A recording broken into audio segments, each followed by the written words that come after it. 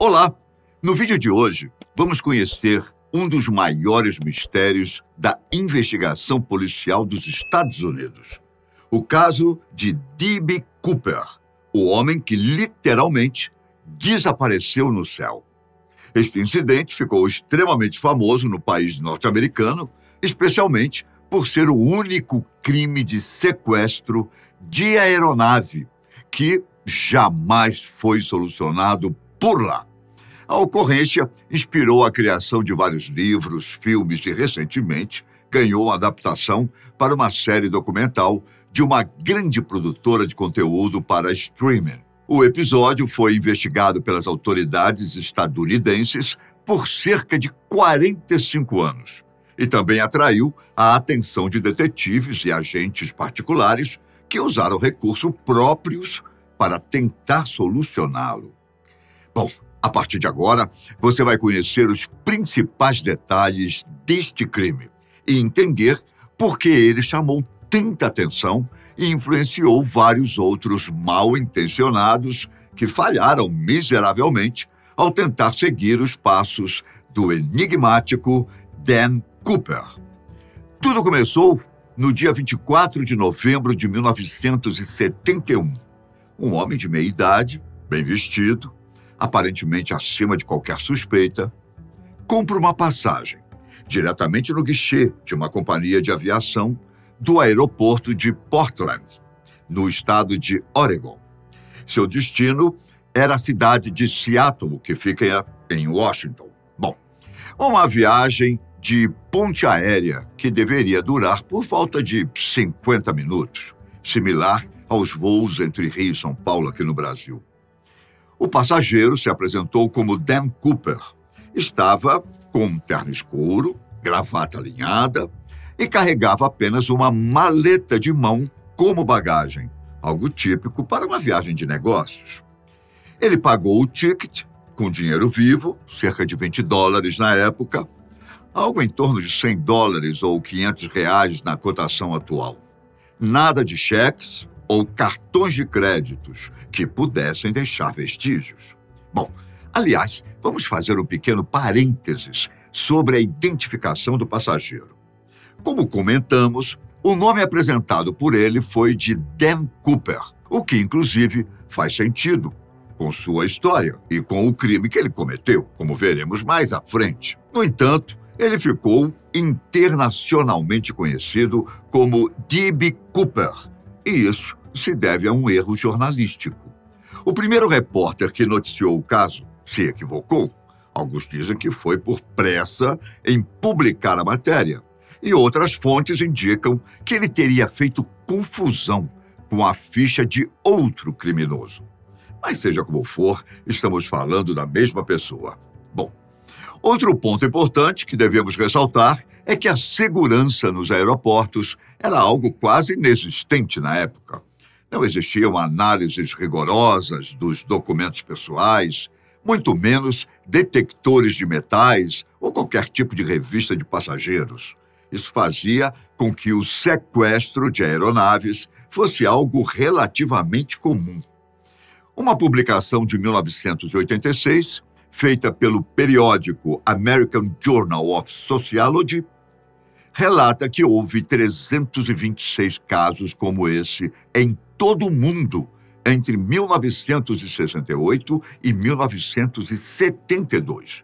É uma média de mais de um caso por semana. E Dan Cooper soube aproveitar esta brecha como ninguém. Ele embarcou no Boeing 727, usando óculos escuros, e sentou-se na poltrona 18E, na última fileira disponível, tentando ser o mais discreto possível. O avião decolou por volta das 15 horas, com cerca de 1/3 de sua capacidade ocupada, 36 passageiros e 6 tripulantes. Todas as condições estavam favoráveis, e não demorou muito para Cooper colocar seu plano em ação. Ele chamou uma das comissárias de bordo, Florence Schaffner, e lhe entregou um bilhete. Como era uma jovem bonita, que infelizmente estava acostumada com cantadas dos passageiros, ela guardou a mensagem sem ler, ignorando-a, mas tentando manter uma postura simpática. O homem, porém, foi incisivo. Ele se aproximou delicadamente e a alertou, dizendo: "É melhor ler o bilhete. Eu estou com uma bomba." A mulher mudou o semblante na mesma hora. Afinal, não é fácil manter as aparências diante de uma notícia dessas. Ela se sentou ao lado de Cooper e abriu a nota que dizia: "Vocês estão sendo sequestrados. Nada de bobagens. Eu quero $200.000 em uma mochila e 4 paraquedas." A comissária concordou em levar a mensagem para os pilotos e para outros comissários, mantendo a calma para não alertar os outros passageiros. Mas primeiro pediu para ver o dispositivo. Cooper concordou e abriu sua maleta, que estava repleta de cilindros vermelhos como bananas de dinamite, além de fios ligados ao que parecia ser baterias. Não era possível afirmar se os explosivos eram verdadeiros, mas também não havia como provar que eram falsos. Então, era melhor seguir as ordens do sequestrador. Assim, Florence levou todas as demandas para a cabine de comando, mas talvez ela estivesse assustada demais para continuar com a operação. Por isso, outra comissária entrou em ação, Tina McClough, que lidou com o sequestrador até o final. Ela foi até o assento de Cooper, se apresentou e disse que iria mediar as negociações.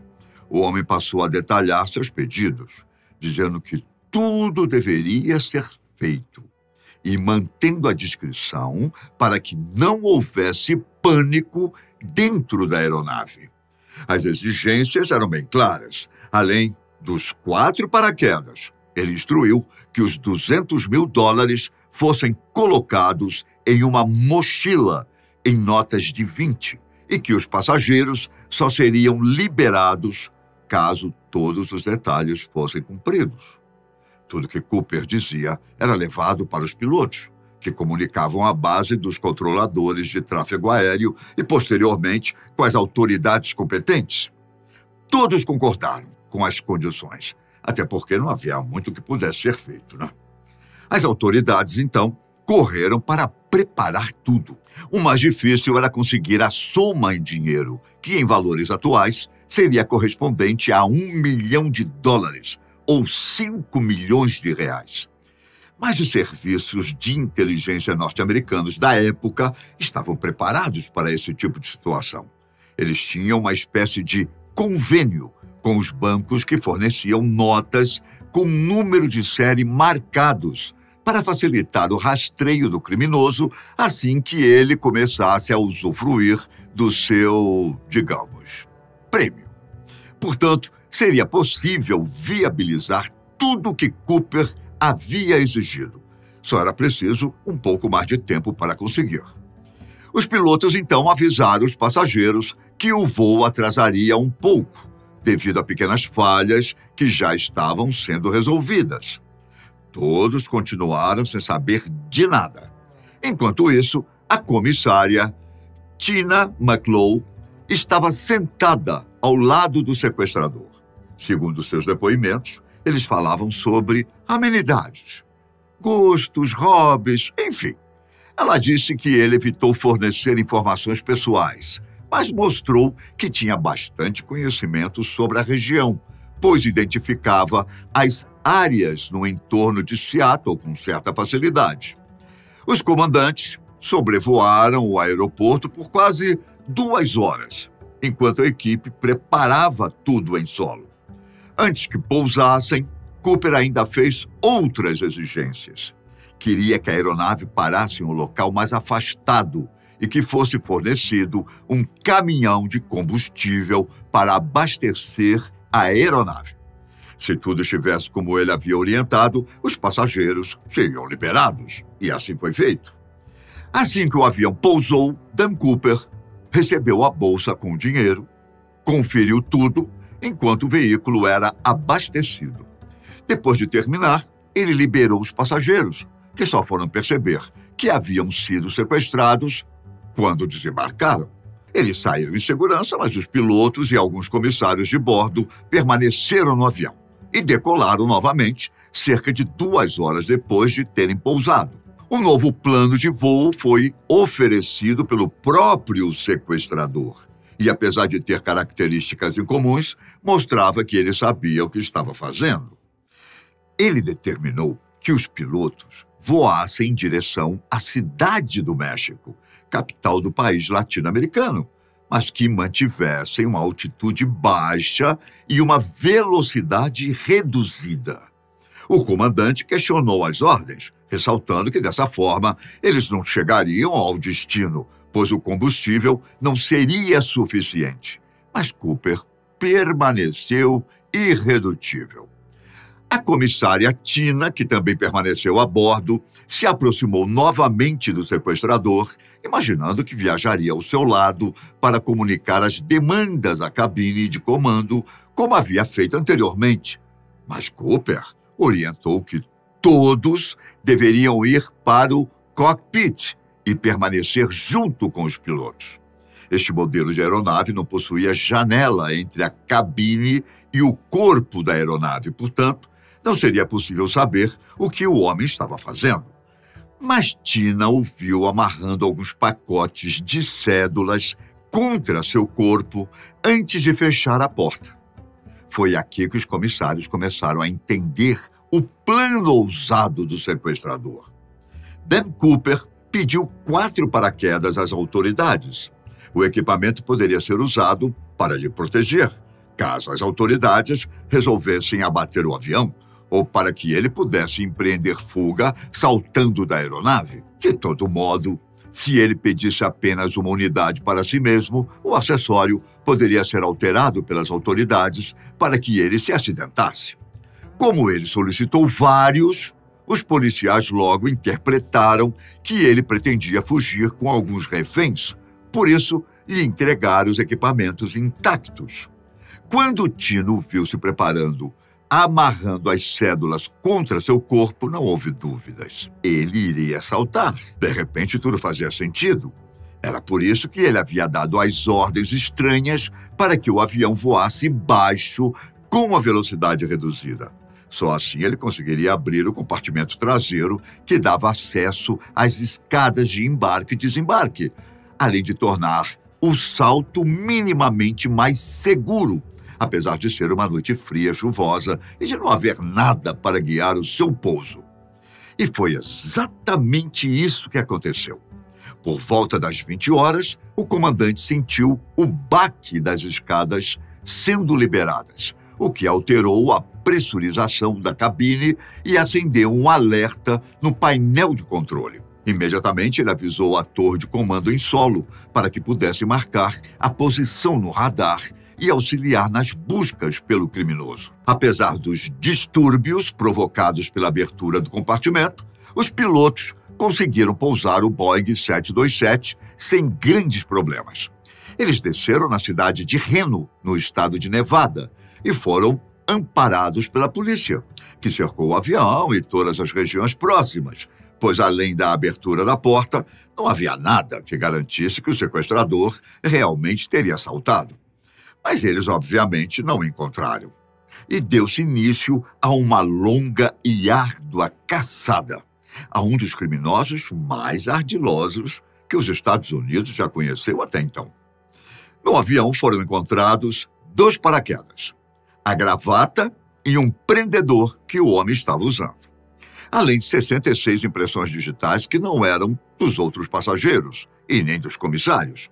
Com isso, foi possível levantar algumas pistas sobre as vestimentas do sequestrador e explicar um pouco mais sobre o seu modus operandi, digamos assim, mostrando que ele teria assaltado com um paraquedas principal e outro reserva. Mas nada disso foi suficiente para rastreá-lo.